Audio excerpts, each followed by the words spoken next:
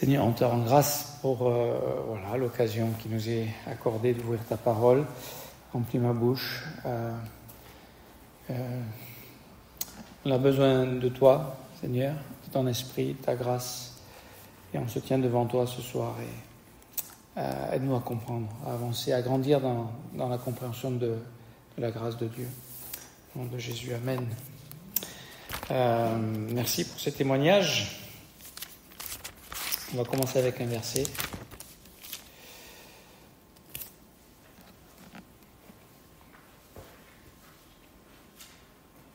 On va rester sur le thème de la grâce de Dieu.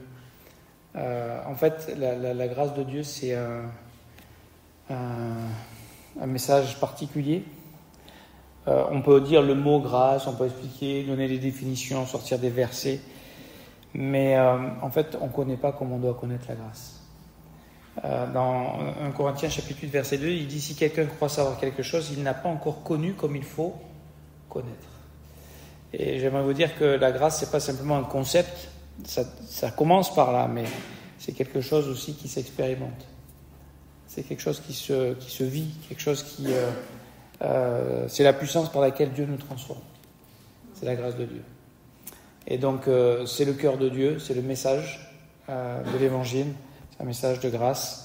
Et il y a Philippe a rappelé ça, mais je l'avais déjà entendu, mais je veux vous le rappeler aussi. Alors, je le paraphraser, donc c'est peut-être pas tout à fait ça, mais en gros, l'idée est là. C'est Martin Lloyd-Jones, c'était un prédicateur du siècle dernier, un Anglais,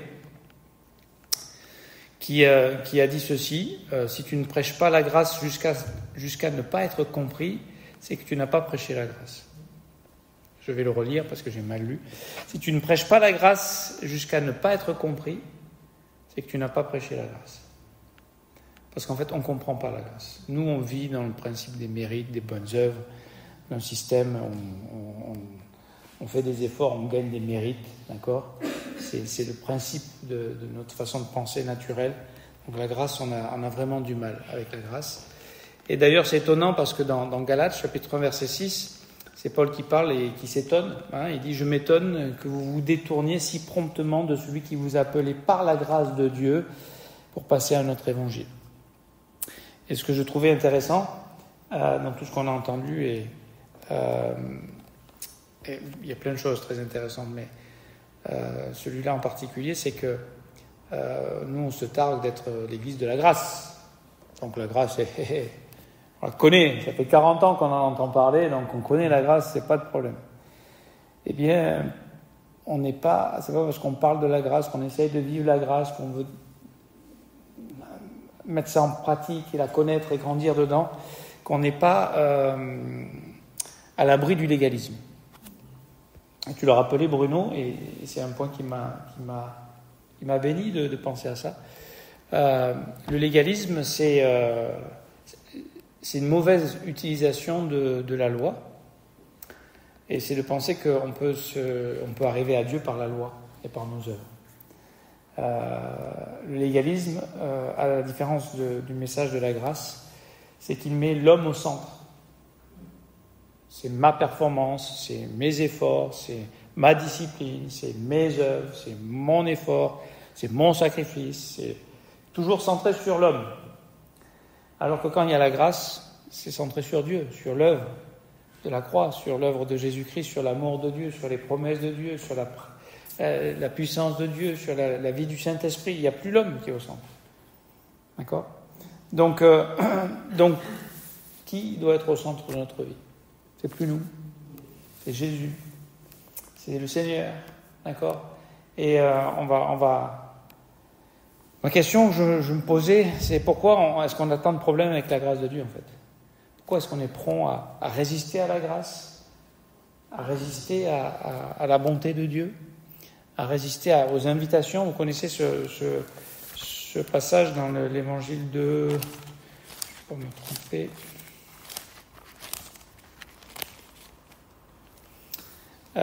la parabole du festin des noces, quand Jésus raconte cette histoire, où il dit, il prend la parole, il parle en parabole, il dit « Le royaume des cieux est semblable à un roi qui fit des noces pour son fils. il envoya ses serviteurs appeler ceux qui étaient invités aux noces, mais ils ne voulurent pas venir. On a une invitation extraordinaire, on a un salut extraordinaire, on a un Dieu qui a tout fait, qui a tout payé, qui a tout accompli pour nous, qui nous dit simplement « Venez à moi, vous tous qui êtes fatigués et chargés, je vous donnerai du repos pour vos âmes. Je suis doux et humble de cœur. » Je veux dire, c'est pas simplement il est tout puissant, il a un cœur extraordinaire, il a une douceur extraordinaire, il a une humilité extraordinaire, il a un amour extraordinaire. Et nous, on résiste à ça. C'est la folie du cœur de l'homme, c'est la folie du péché. Et c'est en nous. Je veux dire, c'est dans cette vieille nature pécheresse. Alors, elle a été crucifiée, mais elle essaye toujours de reprendre. Et comme le dit le psalmiste, est-ce que c'est Esdras qui a écrit le psaume 119, on ne sait pas exactement, mais au psaume 119, verset 25, il dit « Mon âme est attachée à la poussière ». Donc, je veux dire, le légalisme, il est là. Il est en racine. En fait, le diable va essayer de faire en sorte qu'il conserve Dieu dans le légalisme, au lieu de découvrir la liberté et le repos de la grâce. Donc on a du mal avec la grâce de Dieu. Pourtant, c'est un message extraordinaire, la bonne nouvelle de la grâce de Dieu dont Paul parle en Actes 20, 24. Il dit ceci, mais je ne fais pour moi-même aucun cas de ma vie, comme si elle m'était précieuse, pourvu que j'accomplisse ma course avec joie et le ministère que j'ai reçu du Seigneur, d'annoncer la bonne nouvelle de la grâce de Dieu. C'est une bonne nouvelle, c'est l'Évangile. L'Évangile, c'est la grâce de Dieu, c'est l'œuvre de la grâce de Dieu. Quel est ce message de la bonne nouvelle de la grâce de Dieu ? On le connaît, et pourtant, on lutte avec ça. Tous les gens qui doutent de leur salut, c'est du légalisme. C'est remettre l'homme au centre. Et évidemment, si tu mets toi au centre, tu peux douter de ton salut. Parce que si tu es honnête, la plupart du temps, tu es à côté de la plaque. Ou souvent, d'accord ? Et souvent, tu vois la folie dans tes pensées, dans tes actes, dans tes réactions, dans tes décisions quelquefois, dans notre indiscipline. Qu'est-ce que la bonne nouvelle de la grâce de Dieu ? C'est un salut offert pleinement, complet, parfait, offert inconditionnellement à quiconque. C'est ça qui est merveilleux, à quiconque répond positivement par la foi à l'annonce de l'Évangile. Pour moi, c'est merveilleux ça. C'est ça le salut de grâce, un salut de grâce. C'est pas réservé à une élite, c'est offert. Et c'est ce que Paul dira dans Éphésiens 1,13, il dira « En lui, vous aussi, après avoir entendu la parole de la vérité, l'évangile de votre salut. » Donc qu'est-ce qu'on a fait ? On a entendu, d'accord ? On a entendu l'évangile de notre salut. En lui, vous avez cru. Donc c'est l'attitude, c'est la foi. On croit, on reçoit. Et vous avez été scellés du Saint-Esprit qui avait été promis. Donc c'est la conséquence, c'est que quand on répond favorablement à cette invitation, à cette bonne nouvelle de la grâce de Dieu, à ce salut gratuit, inconditionnel, parfait, qu'on n'a pas besoin de rajouter rien du tout, eh bien on reçoit la promesse du Saint-Esprit, de la vie éternelle. On reçoit ce salut gratuitement. L'homme pécheur, alors ce salut, c'est que l'homme pécheur est sauvé par Christ, il est régénéré par le Saint-Esprit. Donc, et on voit que ça ne dépend pas de nos œuvres. Et on va parler de ça parce que quelle est la place des œuvres dans la vie chrétienne ? C'est une bonne question, on peut se poser. Si c'est tout par grâce, si Jésus a tout accompli, est-ce que ça veut dire maintenant on peut rester passivement dans la hamac et même pourquoi on viendrait au culte, pourquoi on ouvrirait notre Bible, pourquoi... En fait, j'aimerais vous dire, on peut être sauvé et ne rien faire de tout ça. Et être toujours enfant de Dieu. Vous savez ça ? On peut être sauvé,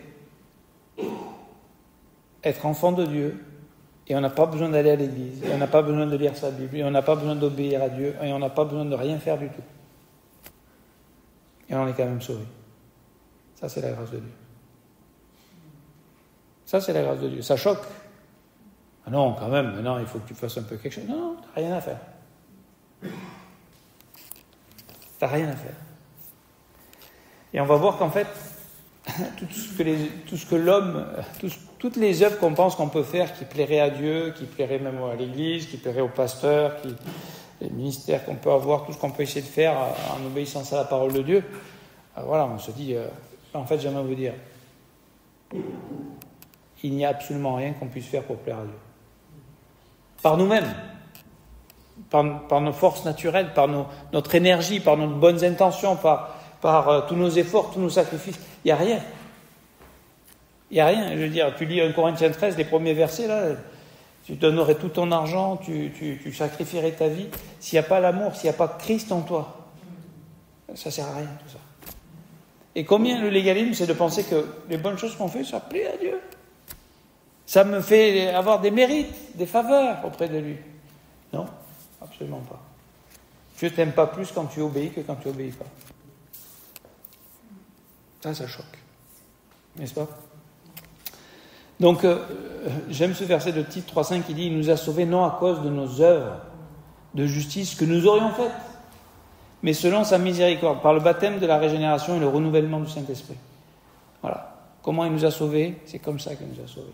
Pas parce qu'on avait fait des œuvres, d'accord, de justice, même des bonnes œuvres, non. On est gratuitement justifiés, Romains 3, 24, ils sont gratuitement justifiés par sa grâce, par le moyen de la rédemption qui est en Jésus-Christ. Et puis on reçoit le pardon des péchés, le cadeau de la vie éternelle, dans Jean 3, 16. Et dans Luc 24, 47, il dit que la repentance et le pardon des péchés seraient prêchés en son nom. Qu'est-ce que c'est cette bonne nouvelle? On annonce quoi? Le pardon des péchés.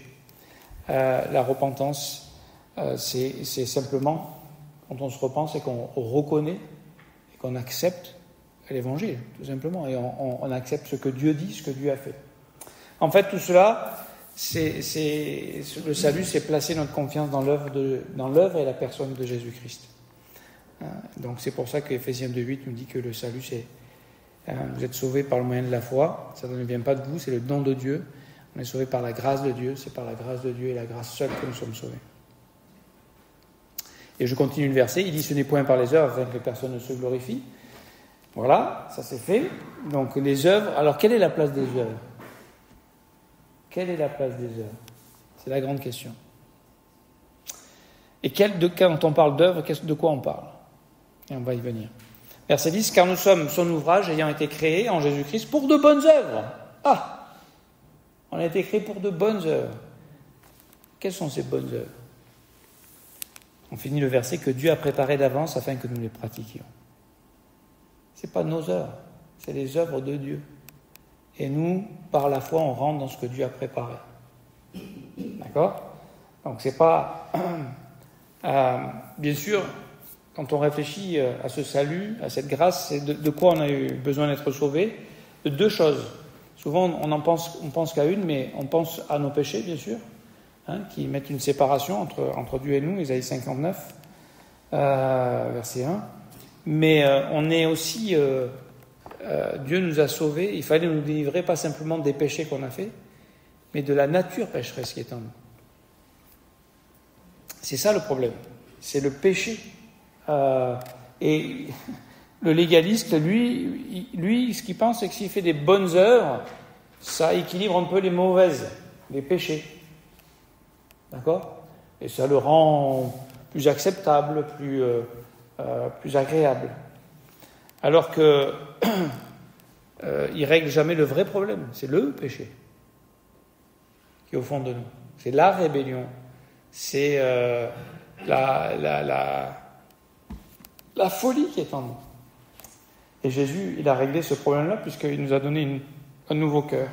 Il a fait de nous une nouvelle création, il nous a régénérés. On a été recréés. Et c'est ça la bonne nouvelle. Et en fait, c'est dans cette vie-là que Dieu nous invite. C'est-à-dire que tout ce qu'on peut faire de beau, ou qui nous semble être beau, ou des bonnes œuvres, et qui pourraient peut-être plaire aux hommes, et on veut croire aussi à Dieu, si elles sont faites dans la chair, c'est du paille, de la foin et du chaume. Ça nous glorifie, ça nous réjouit, ça nous élève, mais ça ne transforme personne. C'est pas l'œuvre de Dieu, c'est pas les œuvres préparées d'avance. Ça, c'est mes efforts, c'est ma force. Alors, la bonne nouvelle, c'est que... Enfin, la bonne nouvelle.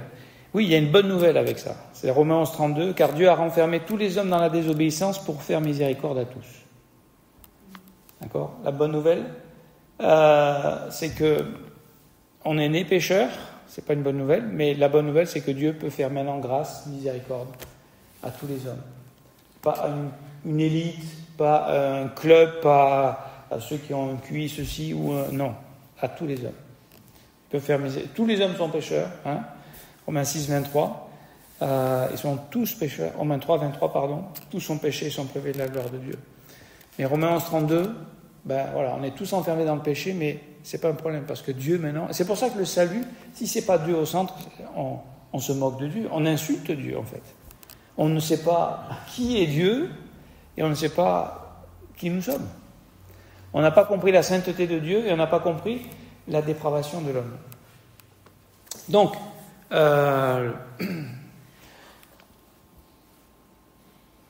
on était condamné à une séparation d'avec Dieu, hein, parce qu'on est né pécheur, on est condamné à la mort éternelle. Et j'aimerais vous dire, c'est une bonne nouvelle. Je vais vous dire, ça ne me paraît pas être une bonne nouvelle, mais c'est une très bonne nouvelle que je vais vous dire. L'homme ne peut rien faire par ses propres efforts pour remédier à ce problème. On ne peut rien faire pour remédier à ce problème. Tout ça, c'est de la religion, tout ça, c'est du légalisme, tout ça, c'est l'opposé de la vérité et de la grâce. C'est l'opposé de Jésus-Christ, tout simplement. La bonne nouvelle, c'est que le salut vient de Dieu et de Dieu seul. Il ne peut pas venir de nous. Hein, cette relation a été brisée. Et il n'y a que Dieu qui pouvait restaurer, réconcilier, restaurer cette relation. Et c'est ce qu'il a fait par le sang de sa croix. En Colossiens chapitre 1, verset 20, on a été réconciliés, il a fait la paix par Jésus-Christ, par le sang de sa croix. Et Acte 4, 12 nous dit qu'il n'y a de salut en aucun autre. Donc c'est ça la bonne nouvelle. C'est qu'il n'y a pas besoin de chercher à nous, essayer de performer, essayer de se changer, essayer de faire bien. Nous, en fait, la grâce est de recevoir la vie. Et par la foi, de laisser la vie de Dieu, la vie du Saint-Esprit, les promesses de Dieu transformer notre attitude, transformer notre façon de penser, transformer notre façon de voir, transformer ce qui nous réjouit. Hein. Voilà, c'est plus les convoitises de la chair maintenant qui nous satisfont. C'est la présence de Dieu, c'est la grâce de Dieu, c'est l'amour de Dieu, c'est la vie de Dieu. Et pourquoi il n'y a pas d'autre nom qui a été donné ? Parce que c'est le seul qui est mort et ressuscité, qui a vaincu le péché et la mort. Et qui a résolu, évidemment, qui a payé le prix de nos péchés. Dieu est saint. Premièrement, Dieu, c'est le Dieu de toute grâce. Il ne faut pas jamais oublier ça. La grâce, elle a son origine. Elle nous est pleinement révélée par Jésus-Christ. Comme ça que l'apôtre Jean présente Jésus. La loi est venue par Moïse et la grâce et la vérité sont venues par Jésus-Christ. Donc la vérité aujourd'hui est digeste parce qu'il y a la grâce qui l'accompagne. Parce qu'on a un Dieu de grâce. C'est le Dieu de toute grâce, 1 Pierre 5,10. C'est celui qui a commencé en nous cette œuvre. C'est lui qui va l'achever, qui va nous affermir complètement et qui va nous rendre parfaits. Donc j'ai eu cette pensée dernièrement. On va y revenir après peut-être. Deuxièmement, il est saint. Lui, il est parfaitement juste. Ésaïe 6,3, rappelez les archanges qui crient Saint, Saint, Saint et l'Éternel. Nous, en revanche, on est pécheurs. Donc, si on est pécheur, est-ce qu'on est capable d'une seule bonne œuvre qui puisse plaire à Dieu ? On peut faire des bonnes œuvres. Selon les hommes, bien sûr. Mais en tout cas, aucune de ces bonnes œuvres ne peut restaurer notre relation avec Dieu. D'accord ? Pour satisfaire la justice de Dieu. En fait, il faut comprendre qu'on était... C'est pour ça le salut c'est tellement important, c'est qu'on était totalement perdus et sans espoir.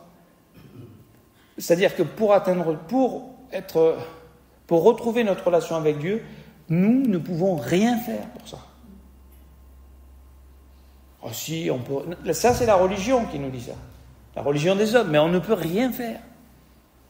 C'est pour ça qu'on reçoit tout de ce que Jésus-Christ a fait. Et c'est lui seul qui pouvait le faire. Donc notre problème dans le légalisme, c'est de penser que nos œuvres, elles puissent en quelque sorte être agréées par Dieu et qu'elles puissent nous offrir des mérites auprès de Dieu. Et comme on le disait tout à l'heure, le légalisme remet l'homme au centre. C'est-à-dire, en fait, le problème de l'homme, c'est quoi? C'est l'orgueil. C'est pour ça qu'il aime le légalisme, parce que dans le légalisme, il retrouve une place, il retrouve un nom, il retrouve une énergie, il retrouve une dignité, il retrouve tout. Et puis on se compare, on se juge, et voilà, il y en a qui arrivent plus, mieux que d'autres.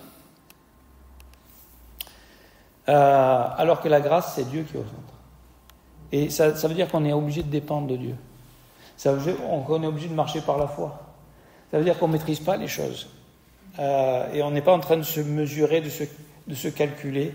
On marche avec Dieu, on fait confiance à Dieu.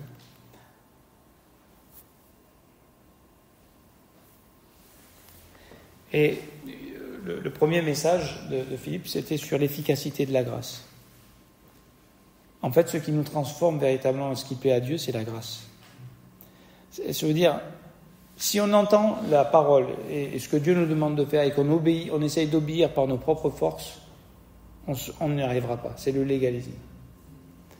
On a besoin d'entendre la parole de Dieu, d'écouter la parole de Dieu, d'entendre ce que Dieu nous dit, mais notre obéissance, elle est motivée par l'amour, par la grâce. C'est que si j'échoue, c'est pas grave. Et c'est pas moi qui dois le faire par mes propres efforts. C'est la vie de résurrection en moi. C'est Christ en moi qui doit faire ces choses-là. Vous savez, dans Jean 3,19, il est dit ceci. Et ce jugement, c'est que, il parlait de Jésus qui est venu dans le monde, voilà. Jean 3,16, on connaît, c'est le contexte, et que Jésus est venu non pour juger, mais pour sauver le monde. Et puis il dit, et le jugement, c'est que la lumière étant venue dans le monde, les hommes ont préféré les ténèbres à la lumière parce que leurs œuvres étaient mauvaises. Et là, j'ai regardé le mot mauvaise. C'est le mot poneros. Et qu'est-ce que c'est une œuvre mauvaise? C'est une œuvre qui glorifie l'homme et qui abaisse Dieu et qui dénigre Dieu et qui dénigre l'œuvre de Jésus-Christ. Ça, c'est une œuvre poneros. Et qui dit à l'homme, vas-y plus, fais-en plus, encore plus. Le légalisme, c'est contagieux. C'est terrible.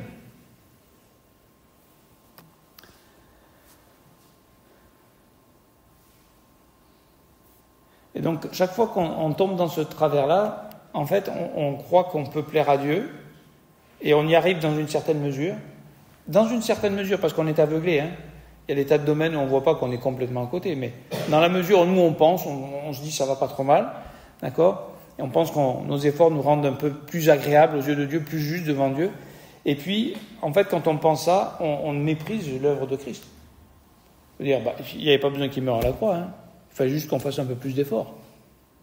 Franchement, pourquoi il est mort à la croix? Faisons un peu plus d'efforts, on va y arriver.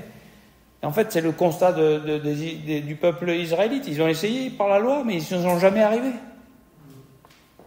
Donc pourquoi nous, on referait pareil? Donc, quelle est la place des œuvres dans notre vie?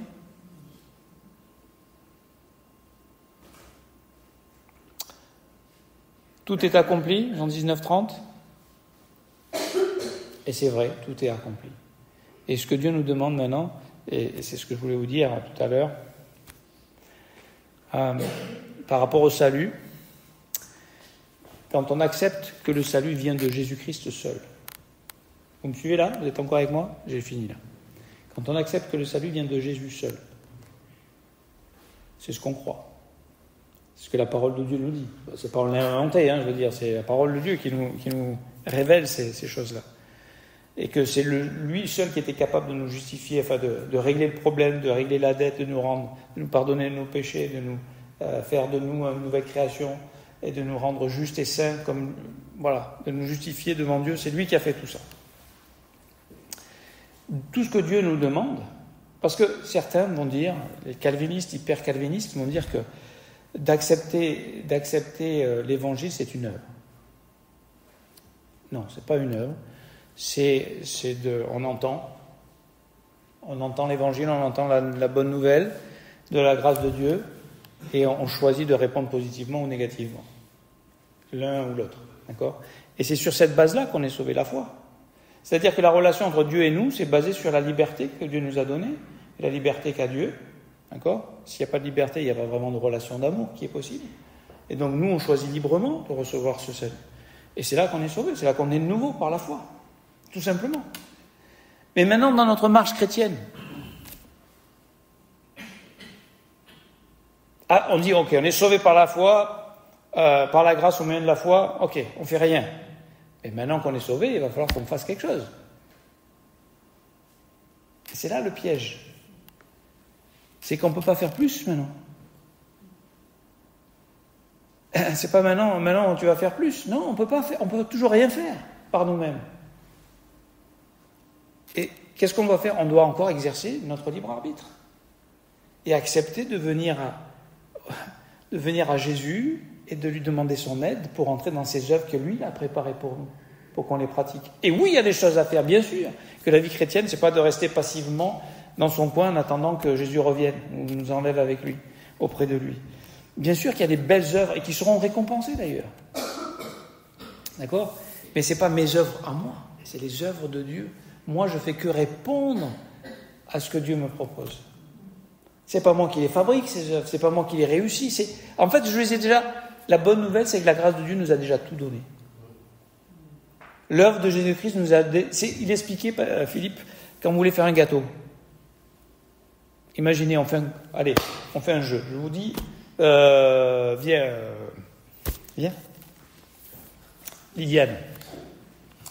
Je te dis, là, tu viens là sur l'estrade, comme ça on te voit bien. Je sais que tu es timide, mais viens. Voilà, tu vois, là, je te demande de me faire un gâteau. Tu peux me faire un gâteau ? Tu n'as pas besoin de le cuire, c'est un gâteau qu'on fait sans cuisson. Vas-y, fais-nous un gâteau pour qu'on le mange tout à l'heure. Non. Mais pourquoi tu ne peux pas le faire ? C'est une bonne chose de faire un gâteau. Pourquoi tu ne le ferais pas, Liliane ? Quelqu'un peut l'aider ? Il n'y a pas d'ingrédients. Eh bien, le légalisme, c'est te dire, je vais faire un gâteau sans ingrédients. Sans les ingrédients de Dieu. Alors, tu vas pouvoir faire un truc, peut-être, mais c'est pas divin, vous comprenez ce que je veux dire ? Alors que Dieu, dans 2 Pierre chapitre 1, à partir du verset 3, Dieu nous a donné tout ce qui contribue. Il nous a donné des promesses, il nous a tout donné. Il nous a donné les ingrédients. Et maintenant, il nous dit, juste prends les ingrédients et regarde ce que tu vas faire. Mais le légaliste, il dit, non, moi, j'ai pas besoin d'ingrédients, je vais les faire, les ingrédients. Est-ce que tu as besoin d'ingrédients, Liliane ? Non, moi, je peux le faire. Tu peux le faire. Oh, c'est bien, tu as compris le message ce soir, on peut s'arrêter là. Donc, en fait, vous comprenez ? La vie chrétienne, c'est pas de chercher à faire les ingrédients. C'est de prendre les promesses que Dieu nous a données et de devenir maintenant participant de la nature divine. C'est ce que Pierre nous dit dans 2 Pierre chapitre 1. Grâce aux promesses, grâce à l'œuvre de Jésus, il a déjà tout donné pour vivre tout ce qu'il nous demande de vivre. On continuera peut-être la prochaine fois, mais de comprendre quelle est la place des œuvres et comment on est résistant à la grâce de Dieu par nature, parce qu'on est légaliste par nature. C'est la chair. Il ne faut pas s'étonner. Donc il y a un combat pour nous de vivre dans la grâce et de recevoir les ingrédients de Dieu et être l'endroit où ces ingrédients se mélangent et puis puissent être manifestés aux autres. C'est quoi ? C'est Christ en moi. C'est Christ en moi. C'est la vie de résurrection. C'est ça les bonnes œuvres. C'est pas moi j'ai fait avec mes petites forces. Je peux rien faire. Mais je peux accepter tous ces ingrédients et dire Seigneur, glorifie-toi. Et qui a la gloire ? C'est ça la grâce. Merci Lydiane, tu as très bien fait. Voilà, bonne soirée à tous.